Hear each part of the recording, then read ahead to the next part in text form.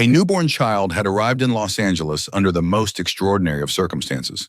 A child whose very existence would soon compel an entire Christian family to embrace Islam. In a city known for miracles and heartbreak alike, this infant's arrival set in motion events so astonishing that both medical professionals and the family were left in utter disbelief. The child's features were unlike those of any ordinary newborn. From the moment he was born, there was something inexplicably unusual about his appearance. His mother, overwhelmed with both wonder and trepidation, could not help but notice that her baby's face and form were markedly different from those of other infants. On screens across the region, images of the child circulated, each one intensifying the mystery surrounding him. It all began in a small hospital room in Los Angeles, where a well-to-do Christian couple had anxiously awaited the birth of their child. The moment the infant was brought before his mother, the doctor's expressions turned to shock.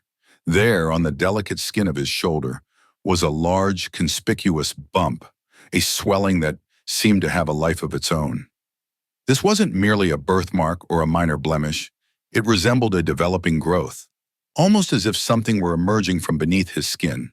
The swelling was accompanied by a faint covering of hair, which made it appear even more alien to anyone familiar with the standard features of a newborn. In the days that followed, the child's condition baffled everyone.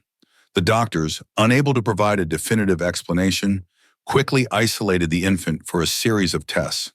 Their words were cautious, hinting that any aggressive treatment might endanger his fragile life. They could only advise that the baby be closely monitored, for any intervention could carry an unacceptable risk. Yet, as the hours turned into days, the mysterious bump began to change in a way that defied all logical explanation. Slowly, almost imperceptibly at first, the swelling grew. Its form began to resemble not a mere deformity, but a second face, a mirror image of the baby's own features, though somehow distorted.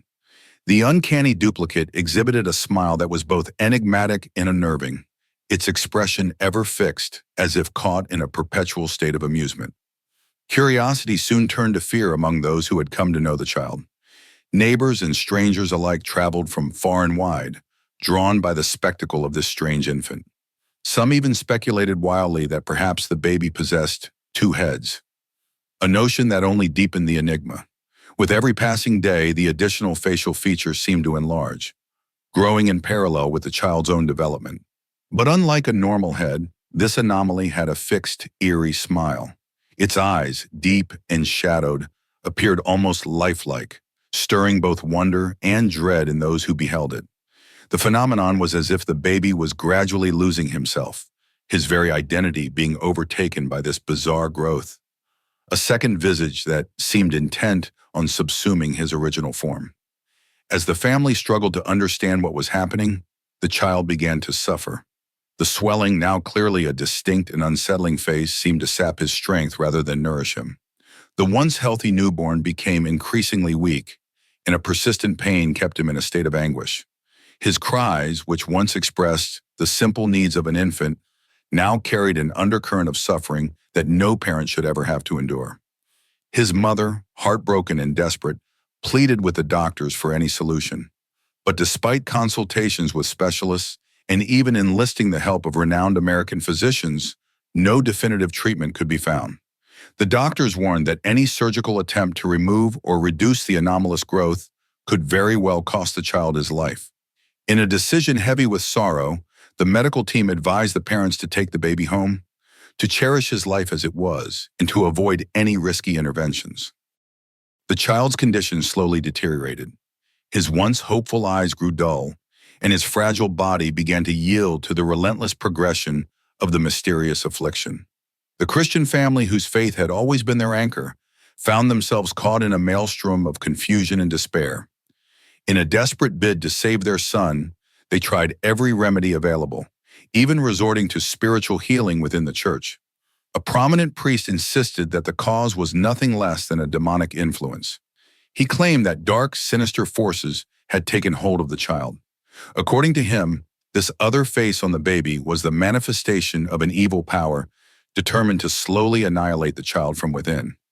Yet, despite the fervor of spiritual treatments and the countless prayers recited in the solemn quiet of the church, The child's condition remained unaltered. Then came a fateful day that would forever change the course of the family's life. As the parents carried their suffering child home, their path led them near a modest mosque. At that precise moment, the call to prayer, Adhan, rang out clearly in the air. The sound, imbued with a calm yet powerful resonance, seemed to arrest time itself.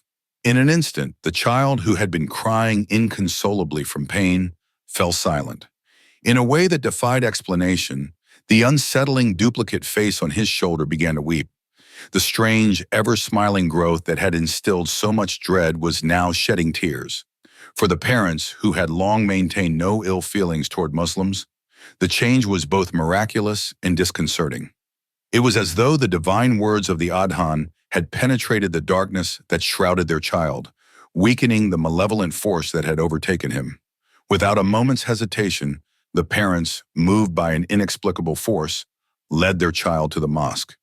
Their hearts were heavy with a mix of hope and desperation as they approached the sacred sanctuary.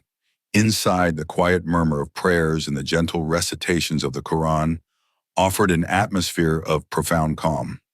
The family was met by a kind and wise Muslim man who immediately took the distressed baby into his arms. Along the way, he softly recited the words of Adhan and verses from the Quran, his soothing voice acting as a balm to the child's suffering. As they walked, the peculiar growth on the baby's shoulder reacted in a way that only deepened the mystery. Its colors shifted, and the eeriness of its ever-smiling expression began to fade as if the power that animated it was being drained away by the sacred words. Soon the child was brought before an elderly scholar known for his spiritual insight and mastery of healing through the Quran. With deliberate care, the wise man began to recite passages from the holy text, his voice rising in a measured, hypnotic cadence. As he intoned the verses, he gently blew over the strange growth on the child's shoulder. In that moment, a shower of blood spurted forth from the site, as if the demonic influence had been forcibly expelled from the child's tiny body. The old man's recitations grew louder and more fervent, echoing through the quiet mosque. The flow of blood eventually subsided, and, almost imperceptibly, the unnatural swelling began to shrink. Over the course of several long hours, the miraculous healing unfolded before the tearful eyes of the parents. The child's condition gradually improved, the extrafacial feature fading until the baby looked more like the innocent infant he was meant to be. His cries turned to soft coos, and his once pained expression was replaced by a gentle smile, a smile that now radiated genuine comfort rather than eerie amusement. The transformation was so profound that within days, the once skeptical Christian family was overwhelmed with a sense of renewal and hope. In the aftermath of the miraculous recovery, the parents could no longer ignore the divine intervention they had witnessed. Convinced that the sacred power of the Adhan and the Quran had saved their child, they came to a humbling realization. Their old beliefs could not account for the mysterious grace that had healed their son. In a moment of overwhelming emotion and gratitude, the family, father, mother, and all close relatives gathered at the mosque and declared their sincere acceptance of Islam. They believed that the religion, which had provided them with the means to save their child, was the one true path to salvation. Their conversion was not merely a change of faith, but a complete transformation of their identity, a shedding of past pride in favor of humility and recognition of a higher power. News of this astounding turn of events spread like wildfire. Social media platforms were soon flooded with before and after images of the baby, and the miraculous recovery became a topic of intense discussion. Yet, amidst the widespread admiration and the sharing of heartfelt testimonials, there were forces determined to suppress the story. Attempts were made to silence the narrative, to obscure the truth behind bureaucratic red tape and political maneuvering. But the truth, as it often does, found a way to reach every corner of the globe. The tale of a newborn child whose healing not only saved his life, but also converted an entire Christian family resonated with people from all walks of life. It became a modern parable, a testament to the idea that miracles occur when the divine touches the most vulnerable among us, and that true faith can emerge in the unlikeliest of circumstances. In the days that followed, as the family adjusted to their new reality, they recounted the entire ordeal with a mix of awe and relief. They spoke of the terrifying moments when the child's condition worsened, the desperate nights spent in the hospital, and finally, the transcendent moment when the call to prayer transformed despair into hope. The once hardened stances of doubt and disbelief melted away in the light of that divine intervention. The family's conversion was embraced by many in the local Muslim community, who saw it as a sign of Allah's mercy and a reaffirmation that no matter how dark the circumstances, light will always find a way to shine through. Thus, from a series of events that began with the birth of an unusual child, a remarkable chain of miracles unfolded, a chain that led not only to the healing of a suffering infant, but also to the spiritual rebirth of an entire family. The story, now etched into the collective memory of those who witnessed it, stands as a powerful reminder that sometimes the most inexplicable occurrences carry with them the seeds of transformation and redemption. In the heart of Los Angeles, where modernity and tradition often collide, the miracle of this newborn child continues to inspire awe and instill hope, urging people to believe in the possibility of change and the mercy of the divine.